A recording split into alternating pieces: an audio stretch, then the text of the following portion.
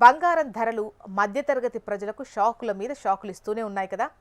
గత నెల చివర్లో తగ్గుతూ వచ్చినటువంటి గోల్డ్ రేటు ఈ నెల ప్రారంభం నుంచి మళ్లీ పెరుగుతోంది. దీంతో సరికొత్త రికార్డులను నమోదు చేసే దిశగా దూసుకెళ్తోంది. గత నెలలో 90,000కు పడిపోయిన తులం గోల్డ్ రేట్ వచ్చి ప్రస్తుతం 1,00,000కు చేరింది.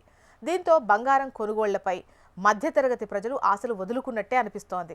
అయితే వీరికి ఊరట కలిగించేలా త్వరలో బంగారం ధరలు భారీగానే తగ్గబోతున్నాయి అన్న వార్త హల్చల్ చేస్తోంది. ఈ మేరకు వరల్డ్ గోల్డ్ కౌన్సిల్ అంచనా వేసింది.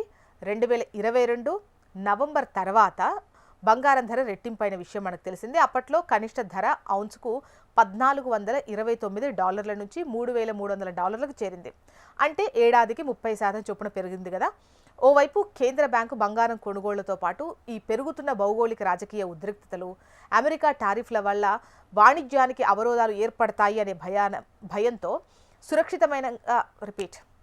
సురక్షితంగా భావించేటువంటి బంగారంలో పెట్టుబడుల ప్రవాహం అనేది జరిగింది. అయితే ప్రస్తుతం అలాంటి పరిస్థితులు క్రమంగా తగ్గిపోతూ ఉన్నాయి.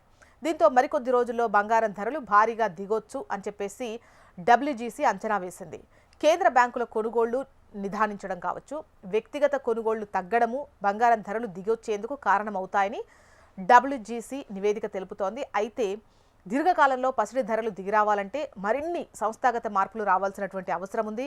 విపరీతంగా పెరిగిన ధరల నేపథ్యంలో గిరాకీ రూపంలో మధ్యకాలానికి ధరలు దిగిరావచ్చు అని చెప్పేసి WGC తన నివేదికలో తెలిపింది.